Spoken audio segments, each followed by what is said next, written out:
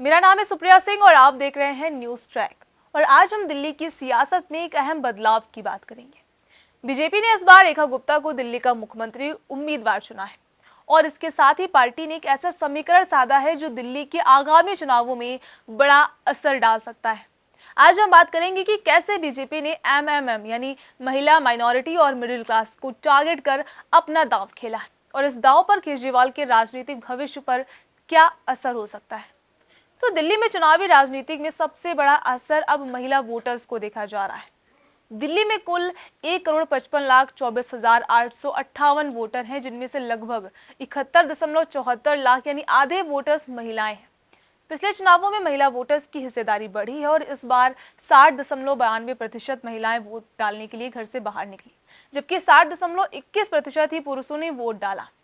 ये आंकड़ा दिल्ली की राजनीति में एक नया रुझान दिखाता है जो आने वाले चुनावों में बीजेपी को फायदा पहुंचा सकता है। बीजेपी ने इसे समझा और रेखा गुप्ता को अपना उम्मीदवार बनाया है।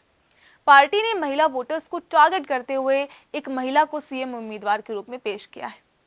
वहीं महिलाओं की बढ़ती भागीदारी का असर ये है कि बीजेपी अब महिला वोटरों के बीच अपनी पकड़ मजबूत करना चाहती है और रेखा गुप्ता जैसे उम्मीदवार पर भरोसा करने का मतलब है कि बीजेपी महिला मतदाताओं के बीच अपनी छवि और समर्थन को और भी मजबूत कर सकती है। अब बात करते हैं दिल्ली के मिडिल क्लास की।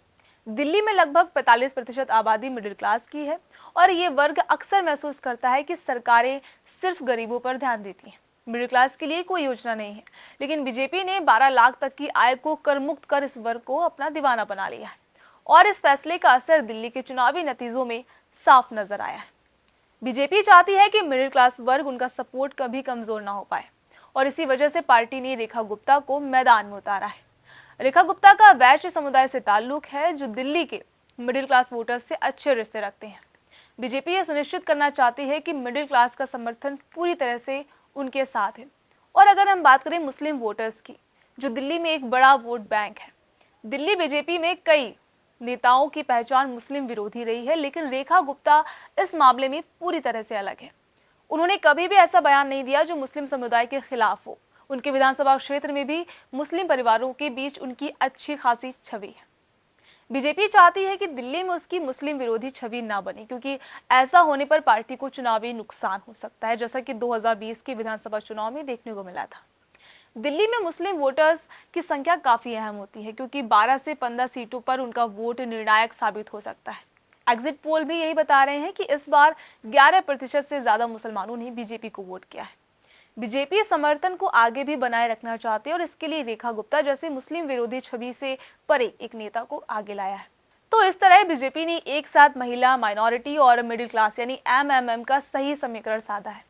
ये तीनों समूह दिल्ली चुनावों पर बड़ा असर डाल सकते हैं और बीजेपी ने इन समूहों को अपने साथ करने के लिए रेखा गुप्ता को अपना उम्मीदवार बनाया है।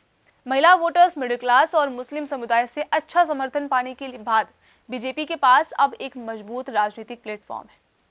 केजरीवाल की पार्टी यानी आप के लिए ये खतरे की घंटी भी हो सकती है, क्योंकि बीजेपी ने ये नया समीकरण रेखा गुप्ता के जरिए बना लिया है और ये केजरीवाल के सियासी भविष्य को चुनौती दे सकता है। दिल्ली में मुस्लिम वोटर्स का रुख बदलता हुआ दिख रहा है, जिससे बीजेपी की जीत की संभावनाएं और भी मजबूत हो सकती हैं। ये साफ है कि रेखा गुप्ता को मुख्यमंत्री बनाने के साथ ही बीजेपी ने एक सशक्त रणनीति अपनाई है जो आगामी चुनावों में पार्टी के लिए गेम चेंजर साबित हो सकती है। तो क्या आप मानते हैं कि बीजेपी का समीकरण वहां उनकी सरकार को टिकाने में कामयाब होगा या नहीं? कमेंट करके जरूर बताइएगा।